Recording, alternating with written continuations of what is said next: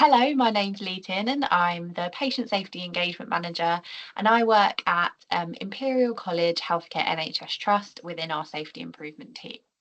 Um, I'll hand over to Armine to introduce herself. Hi, I am Armine. My name is Armine and I am a patient safety partner.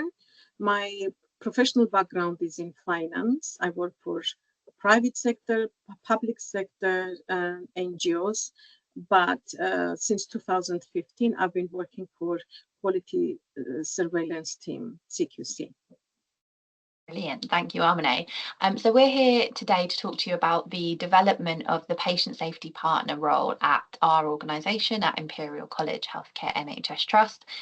We've previously presented this to the patient safety partner network that Patient Safety Learning run, and we're really excited today to record that so that more people can see it via the hub. So we'll be just talking through some slides now, and we're very happy to be contacted, and our details will be at the end of the slides. So at Imperial, we're very lucky to have 5 patient safety partners. For those of you that don't know, patient safety partners are a new role within the NHS. And they are patients and members of the public that get involved in safety improvement projects, the governance of safety, and monitoring of safety improvement work in NHS organisations. There's much more to the role than that, but just a very quick summary for those of you who don't know. So as I say, we have 5 patient safety partners at Imperial. We have Armine, who is really passionate about her role. She has a lot of experience with the healthcare system and brings her wisdom to everything that she does with us. We also have Asmahan. She's got amazing community connections. She lives very locally to one of our hospitals, and she's a real leader in that sense. We also have Karen, who is a critical friend. She's always challenging us to think more innovatively and with efficiency in mind as well, and how that links into safety. We also have Maria. So Maria is really interested in communication. She's very innovative and creative in that sense. And then finally, we have Rashi. So Rashi is a medical student, so she's often helpful in bringing the safety, the staff lens rather, but in a way that also wears the patient hat at the same time. And she's a real expert presenter. She's very articulate and very engaging. So our PSP journey so far, so we've done this chronologically because we felt that was the easiest way to present this. We had our patient safety partners start with us in November 2022. So we created a job description and a policy was put together as well. We set up our administration processes and then we recruited our PSPs. In February, I came into the role as patient safety engagement manager. And we really got down to figuring out how we would work together, meeting on a monthly basis, for example, in one-to-ones, and meeting as a team as well. The PSPs also completed their induction, so they did some e-learning, and we started partnering them with our safety improvement priorities as well. So that's things like reducing falls, reducing harm and invasive procedures, improving hand hygiene, etc. In June 2023, we did a little bit more work to set up our business as usual. So we created a request form and a risk assessment, just so that when patient safety partners were asked to be involved in things, they really knew what they were getting themselves in for at the start. We then started to design our strategy. So whilst we know we need to involve our patient safety partners in, strategic level meetings, governance, monitoring, we know that there's something else to this, and we needed to create a strategy to really drive this work forward. So we got together on a fortnightly basis, and the patient safety partners and myself came up with our strategy. We also designed a patient questionnaire for patients that have been involved in investigations or learning responses, as we now call them, to really understand what their experiences were like of this process. And we also created a guide for their involvement too. And then the strategy design was complete in November 2023. From January 2024, so this year, we started our work on our work streams. So all of those bits of work that we identified in the strategy, we decided to start work on those in January 2024. In June this year, our programme charter was signed off. So all of that work that we'd been doing, we put into a charter and our senior colleagues signed that off, and we've now got the green light to just carry on with that work. We also did some patient safety partner personal development reviews as well, to really understand how they wanted to develop over the year ahead, and we set some objectives for them. We've now got a renewed focus on meaningful involvement of our patient safety partners. So in the year ahead, we just want to make sure that wherever they're involved, they're really having that sort of empowered decision maker role in everything they're doing. And then finally, in July to August this year, so most recently, we've set up a project team around that piece of work to get them more meaningfully involved. We've actually increased involvement as well, so they're going to way more meetings than they were previously. We've really focused on sharing our learning, so places like this and conferences, and also we're continuing with the professional development of our PSPs and making sure that we're really actioning that piece. So our strategy, this is a really high level overview of our strategy. So we've got a vision that patients, service users, families and carers are empowered partners in patient safety at Imperial College Healthcare NHS Trust. And that means that patients and the public are involved in the design of safer healthcare. And that is really done by our patient safety partners. They're involved in safety improvement priorities and our safety improvement group. It also means that we are engaging with the community because we need to understand what the community wants us to do. We want patients that are active partners in their safety during their hospital stay. Again, that means engaging with our community to understand what the barriers are to doing that. And it also means engaging with staff and training them as well so that they can support and empower patients to do it. It also means that patients and families need to be involved in the learning response if something goes wrong. So we want staff to be ready to do that, and we need to do it in a way that is compassionate. And underpinning all of that is equity and inclusion and its relation to safety. So the 5 work streams that we have are our PSP programme, community engagement, staff engagement, compassionate engagement, and equity and inclusion. So I'm going to hand over to Armine now to talk a little bit about the highlights of being a PSP over the last 18 months. Yes, being a PSP last 18 months at Imperial College, I would say we had a quite interesting and very motivational journey when I look back last 18 months. And I would say the main highlights of those working journey was for us to be able to do team building, embedding in safety, governance and project meeting, co-designing how we engage patients and families in investigation, co-designing overall strategy, World Patient Safety Day 2023, which Asmahan and Lee attended last year, co-designing patient communication, professional development, community engagement workshop, listening session with staff, networking, including Northwest London APC, which is quite interesting because now few trusts, PSP are working together and sharing our experiences and our journey, either difficulties or any work reward we had, the joy we had from this 18 months. It's nice to share all together.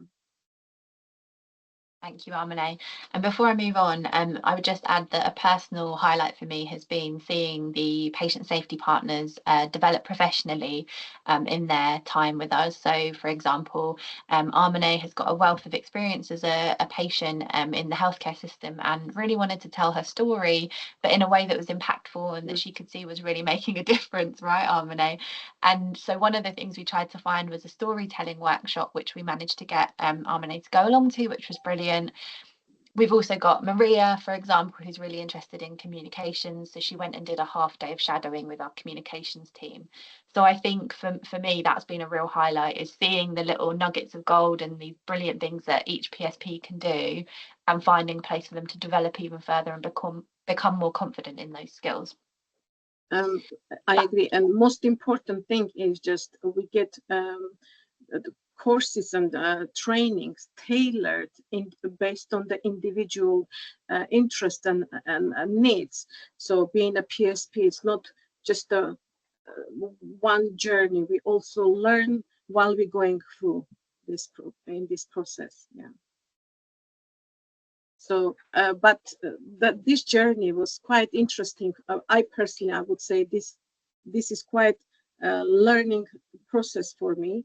And when I look back, I would say we all had some challenges last 18 months, because even though the trust is excellent, and everybody in the trust are supporting us and encouraging us to do more and more, to get involved in more into more projects. But I would say we as a PSP, we had our challenges, such as unexpected and intermittent nature of the role. As you know, this is a new role, and nobody knew how it's gonna flow.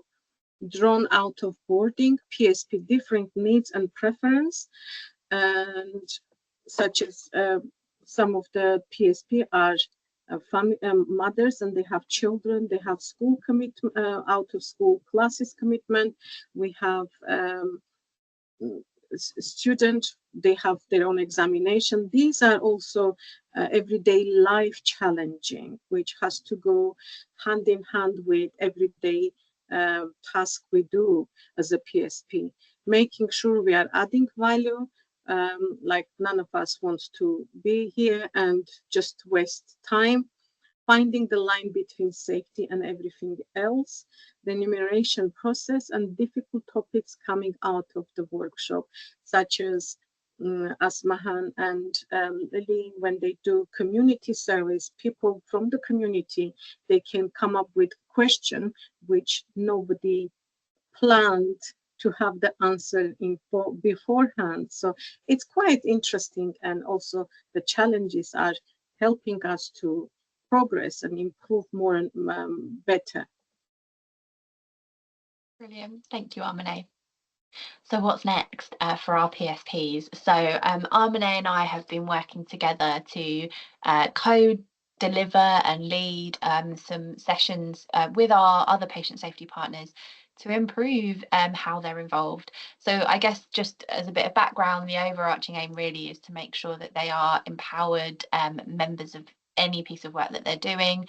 And so our overarching aim is that 30% of patient safety partners and project teams partnered with PSPs say that they are functioning at the empowering end of the involvement scale by January 2025. So some background to this. We know that probably the involvement of patients in patient safety has been quite sporadic until November 2022, when the PSPs were recruited. So our problem is that whilst we've got quite close to really good business as usual, so one-to-ones, team meetings, we don't think that our PSPs are always fully empowered decision makers in the projects they're involved in. And they don't need to be 100% of the time, but we would like to get to a point where, you know, a third of the time they really are. That's our aim at the minute anyway. Our current state is that we have currently got them partnered with 5 of our 9 safety improvement priorities, and they're active on 11 projects in total. And we also send out a quarterly questionnaire to PSPs and project teams to collect some data, and really 0% of them were saying that they were empowered members of teams. So it's something we definitely need to work on. To figure out what's causing the problem, we've been using the SEEPS model, which is a safety related model, to figure out what the causes are of problems. So we've used that model as a group and worked through it. And the thing that we're focusing in on at the moment is how the organisation facilitates patient safety partner involvement. So what's the infrastructure that's there to make sure that they can be really meaningfully involved? And we've got a driver diagram that we're building up and coming up with change ideas. This is actually an old one that's on the screen now, but we've got a slightly newer one. Yeah, it's in draft, so it's not on here, but we've got a slightly newer one that we're working on at the minute. And we've started to come up with some actions that we're going to test out. And the one I want to draw on here is that we want to ensure that PSPs have regular meetings with project liaisons and meeting chairs. So whilst it's something most of them are doing, it's not really regular at the moment. And we're going to measure this by asking our PSPs and project teams for their thoughts on this. And we've got some insights already. So a compact that we'd come up with to outline the expectations of PSPs and project teams was circulated and people read it, but we're not sure that it was being utilised by the whole team. And so we weren't sure it was having the desired effect, really. So this is our plan. We actually have a much more detailed plan than this, lots and lots of information on it. And we would be happy to share with anyone that wants to request it, but we just wanted to give you an overview of it at the moment. Armine's been really involved in a lot of the sessions with this, and I'll just come to her now in case there's anything she'd like to add. I think I just want to add that this next stage, like next level, was quite challenging also to understand and to work out what do we want to go ahead as a next stage. So because there is no textbook, we do everything naturally and it's flows so organically. So it's excellent that the trust, Imperial College Trust, allow us to think outside the box and they motivate us to create something which we think it will be beneficial for patient and also for the staff. So it's very natural and organic flow, which I love it. That's why for me, next stage is like going to improvement level. Thank you, Armine. And so we'll just finish up now. I think this is our final slide, is just a little bit around my role, because we realise it's unusual in the NHS. So we wanted to just give a bit of background, and again, happy to talk to anyone a bit more about this. But I've been really lucky to be employed as the Patient Safety Engagement Manager. And it means I've just got a lot of headspace to do this work and make sure that involving patients in patient safety is a real priority at the Trust. So I'm responsible for the development of that strategy. I manage and mentor the patient safety partners, so I do all the administration in terms of remuneration and things like that, but I also support them with their personal and professional development. I lead and coach work streams and networks. So I mentioned before, we've got 5 work streams. I lead all of those. I coach and chair a lot of the work that we do through that. So there's the project management. I also escalate and feed anything that I need to into our senior leadership. And I also monitor our PSP and project team feedback as well. And then I'm also involved more widely in how we do patient and public involvement and engagement at the Trust. So we're trying to sort of standardise that and improve that at the organisation, and I'm part of that work as well. This is definitely not exhaustive, but it gives you a sense of the work that I'm doing too. So we're really open to you contacting us and asking us any questions. So we've just popped our emails here, and we'd really welcome any thoughts or questions. Armine, anything that you'd like to add before we finish? No, I just want to thank everyone who just wanted to listen and follow us or follow our experience, be part of the experience we are having. Thank you. Brilliant. Great. Thank you so much.